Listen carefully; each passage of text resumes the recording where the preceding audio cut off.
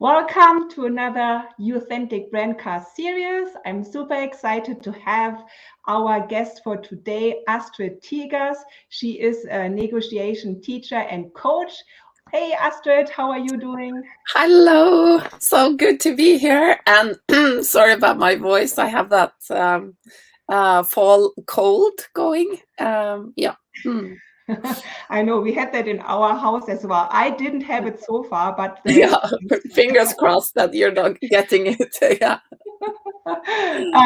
Today at our Authentic Brandcast, we get inspired by Astrid, and our topic today is how to ask for what you want and receive it.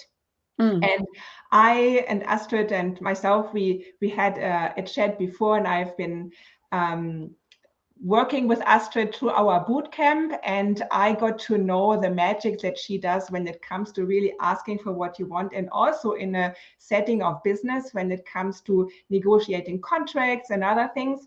And I have learned so much through her, and I'm super excited to share that today. Astrid, let's hop right in. Yeah. Because negotiation and asking really for what we want, especially if it has a high ticket number.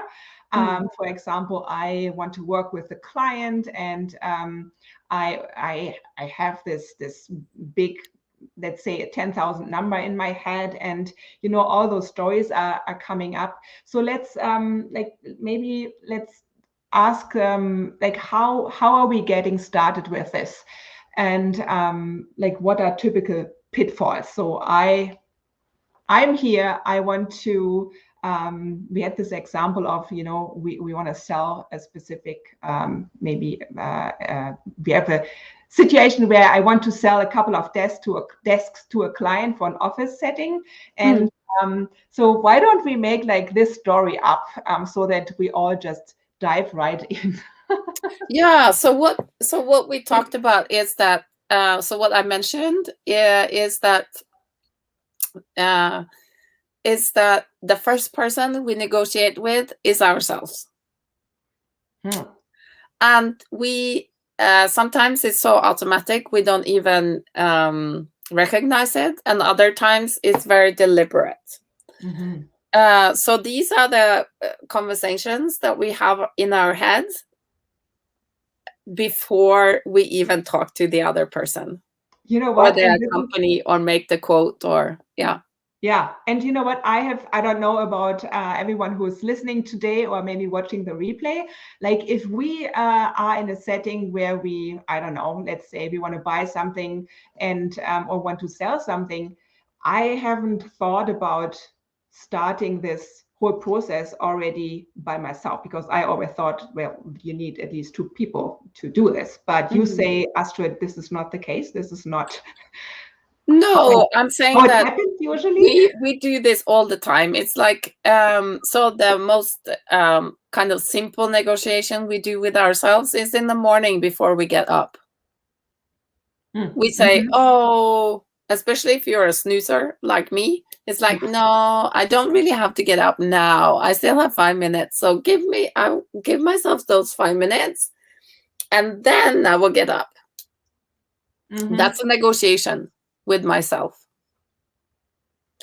So when you go into let's do your example with the high ticket for all coaches or everyone that's selling a service out there, or you're selling consultancy, and you're like, boom, I want to go out and get that client. I know I know my I'm good at what I do. I get really great feedback. And then you're like, oh, no, I'm not able to go and give that quote. That was scary. And you want it because you know, and you want to be a part of that scene in a way where you're a part of that group of consultants or coaches that work in that space. So the first thing is for me is that there's so much talk about, oh, charge what you're worth. And really, pricing is really just, that's a market strategy. So you can choose to be the consultant that does, $1 million, like the VA that works for so many clients, and maybe charges $10 an hour or $5, and she or he works like 50 hours a week and loves it. And then you might not be that person that want to do that. You want to do the consultancy that is like for $10,000 or $20,000 or $40,000 for 3 weeks of your work. And for all of these type of services, there is a client out there that's willing to pay that. But we don't see that oftentimes. We are thinking maybe, like this. We start that negotiation with ourselves. We're thinking, well, if I don't, if I go out there and I don't charge $10,000 a week, it's easier for me to get the contract. Not necessarily. So you say so let's say I wanted $20,000 and I'm thinking, I don't know if I can charge it. So let's try, I don't know, let's try maybe 9 or 10. That might 8, be more realistic. 7.5. Yeah. Yeah. And then, so you started negotiating with yourself. You're not negotiating with the client. You're not negotiating with the business. And you don't know how important this is for that business to get that work done in that week. So then, do I have to trick myself? Like, what do I have to do? So that I think I actually ask for what I want and not what I think I should get. So when we ask for what we want, no is a full answer that we must be prepared to get. That's normal. So the thing is that if you want $10,000, you ask for $7.5, and they say no, you're kind of like a bit pissed off, because it's like, well, it was worth 10 and you didn't even want it for 7.5. See how the resentment is created by yourself. And so if you asked for 10 and they said no, you'd be more, in my opinion and my experience, you're more likely to go to the next and say, I have this service, it's amazing, and it's $10,000. Well, then I have more because you are looking at it from a market perspective.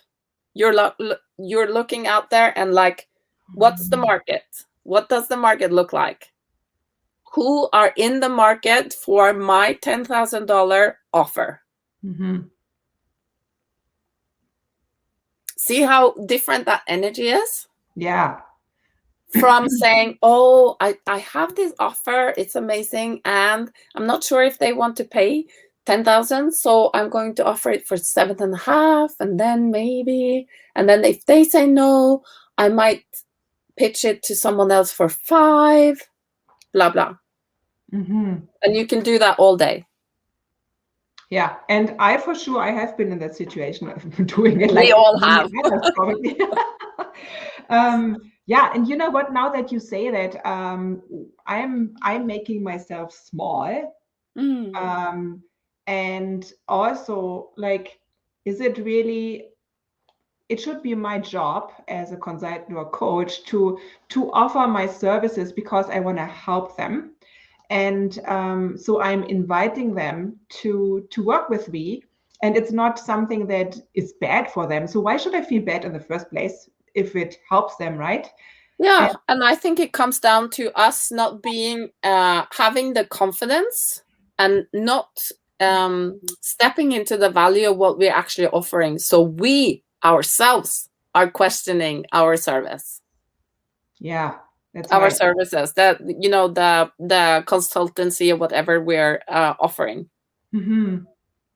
Because if you were like dead sure, you're as sure as you gave birth, you don't you don't forget that. So you're like, it's the same thing. Would you consider going down on the price if you knew with that conviction that you were that good? No. You don't go in and say, I'll give you a birth for like $10,000, but if you're not sure, I will give it to you for the 7.5. No, you're like, that kid is coming out. It's worth 10. Yeah. And now that we just switched those roles, and I think, no, I don't want this 7.5, maybe, if I'm unsure, because I want it. Yeah. So see how you also then change the perspective or switch your view on what type of clients you're looking for. Yes. So you're saying, if I'm not sure about my pricing, or like, then I'm attracting maybe people that no, I think you go out and you find those people who are not sure. Yeah. Because you are not sure yourself. Which then proves my inner negotiation point of, see, I knew it didn't work out. Yeah. Okay. That makes totally sense, Astrid. So what can I do in order to get out of this weird negotiation cycle? So sorry, I do think it's kind of a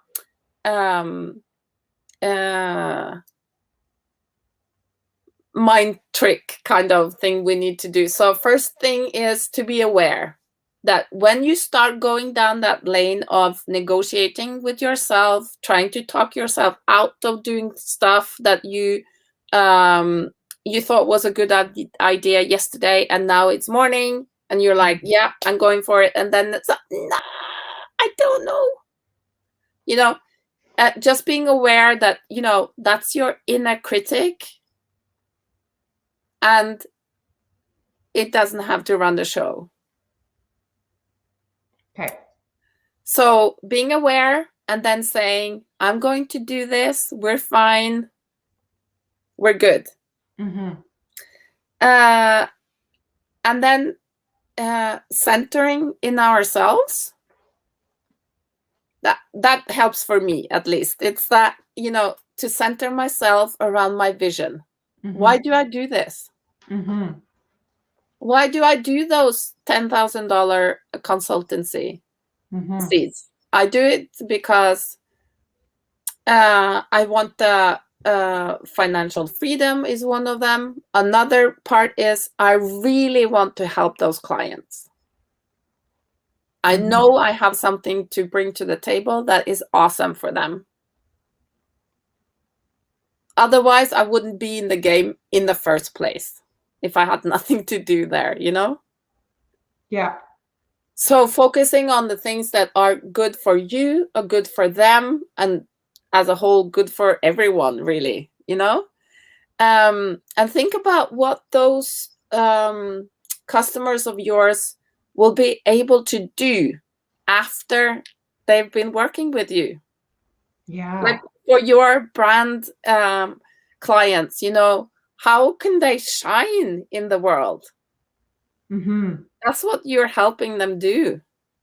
So then anchoring in those things, and then we do have to do those. This is like, it requires courage for all of us. Yeah. So it's kind of like being comfortable, but with being uncomfortable. It is going to be like you're feeling like you're, walking on, the the burning ashes, or what it's called in English, or that's what it feels like. It does. And the people who tell you that they're not afraid, well, they are not playing their higher game. If they don't feel that, sizzling feeling or butterflies in their stomach, whatever, they're not up there playing their game. Yeah. So, find that courage. And just as a nerdy side note to that, did you know that courage comes from the French word cœur, which is heart. Oh, I didn't know. Yeah. That's cool. That's cool. Love that. Yeah, leading so with your heart. Bring your heart into it. Mm-hmm. That's what we're doing. And I think another, like two other things that are just coming up for myself. I think it's when we lead with our heart, then we are more focused on providing this value, and we are not attached to a specific outcome. I'm thinking like, the outcome, like when I present my offer, then I'm just saying like, this is what I have to offer. I'm inviting you. But at the same time, I don't want to be greedy or slimy, salesy. So I need to be attached from the decision that they make, I think. So because I'm not the person who can say, you know what, I'm buying it or not. So this is always up to them, right? So yeah, and I think that sorry, we can sometimes get lost in that because the self-help industry is, and also the coaching industry, the self-help manifesting industry type thing is like, detached from the outcome. So what I take from that is that I'm not detached, like I don't have my heart in it. I do have my heart in it. I have my heart and my skin in that question. Would you like to work with me? The point is that when they say no, I'm not taking that, I'm not interpreting that as something that is about me. That it says something about my worth or my work. Yeah. It says something about them, that they're not ready now, that they don't want to work with me. What I do. Maybe Peter down the road is better for them, and that's fine. I think this is huge. Yeah. Yeah, so that's what detachment means to me. I'm not detached from it. I love my work. I'm attached. I have my heart in it. And if you say no to not working with me, that doesn't say anything about my worth or my work. Yeah, totally. We also talked, like when we were chatting about this episode here, we chatted about that it is not my job or my responsibility to make that decision. Yeah. So for you who didn't see our green room chat, is the backdrop to that question is that we were talking about how we kind of negotiate with ourselves. We say, I'm not going to quote 10,000. I'm going to say 7.5 because it looks like they don't have the money now. Or the manager just told me she lost her mom just now, so I'm not going to push her. Or something. It could be anything that we attach to and we run with. Yeah. To lower our prices or change the quote so that we might in some way feel comfortable again because we're out there.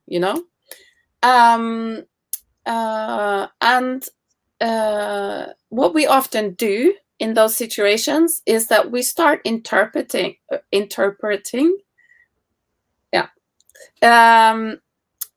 something that the other person is saying and making decisions on their behalf, or making assumptions, which is another, like a coaching word for that. So we're making all these interpretations about what's going on, and then we are setting up. We're saying they won't say yes to that, or they can't do that now, or whatnot. So I'm not going to ask for it. And the point is that we should stop doing that, because it's not for us to make decisions on behalf of other people. Kids, yes, they are here for us to. They need the guidance. We need to take care of them. But for others, it's other people are grown-ups. They make awesome decisions for themselves, even though it might look not so awesome from the sidelines sometimes, and still is good for them. So trusting that other people will do whatever is good for them. And especially women, I think we tend to make that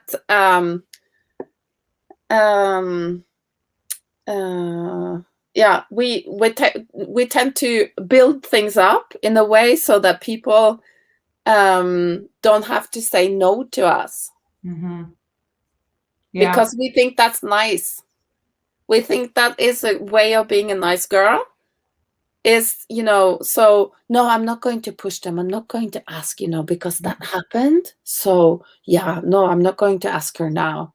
Yeah, totally a woman thing. Yeah, totally a woman thing. And it's like, no is a complete sentence, and it's equally good as yes.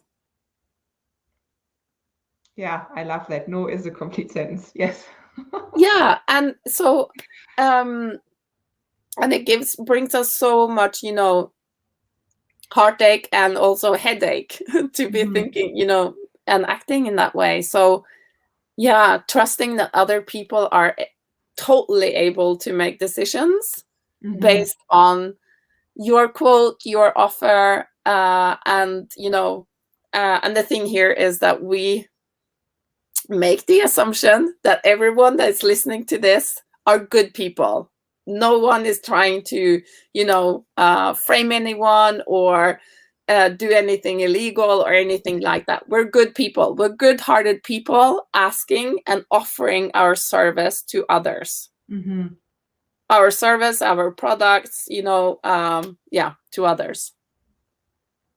Yeah. And people can say yes or no. That's up to them. Yeah.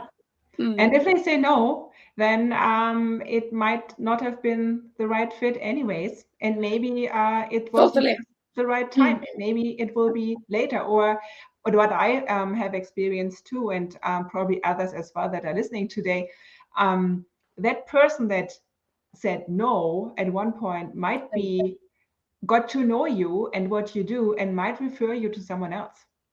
So, because this is how a referral system will be built up. It doesn't have to be that they actually work with you. It's this awareness of, oh, there's Kerstin or there's Astrid out there. She helps with negotiations when I'm stuck in my head and I'm afraid to ask what I actually want. Yeah, and I think that's so beautiful, because I think that's the way the universal referral system works. It's that we I do you a favor, and then you do Anne a favor. It doesn't come back to me directly necessarily, Yeah.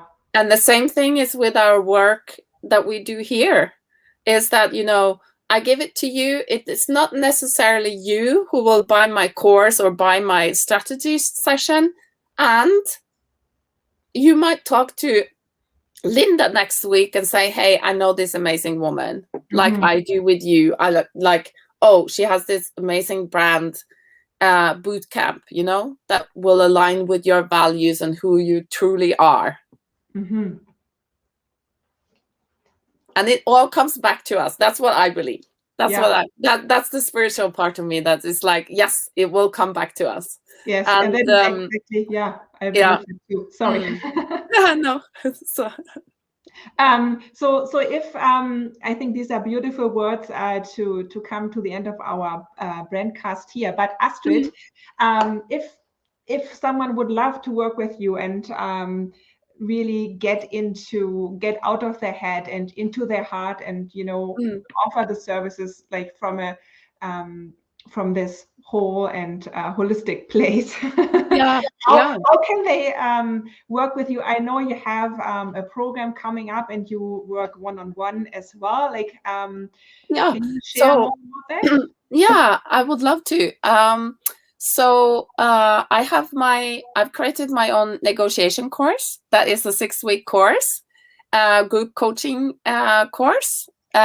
Next course for English speakers starts on the 11th of October, 2021, for anyone listening later. And then I do one-on-one coaching. I do strategy sessions, 90-minute strategy sessions if you want to get like, oh, I have this problem now type thing. I love those. And you can find me with my name on Instagram, on Facebook, and on LinkedIn. So and if you have any questions, just hit me up and I will help you with anything that you awesome. Any questions. Awesome. Thank you very much, Astrid. And for everyone listening today, follow Astrid on LinkedIn, Instagram, and Facebook. I will share the handles as well later on. And thank you very much for today's session, Astrid. That was super, super valuable. And Thank you so much for inviting me. That's beautiful. Thank you. Thank you, Astrid. Yes. Bye. Bye.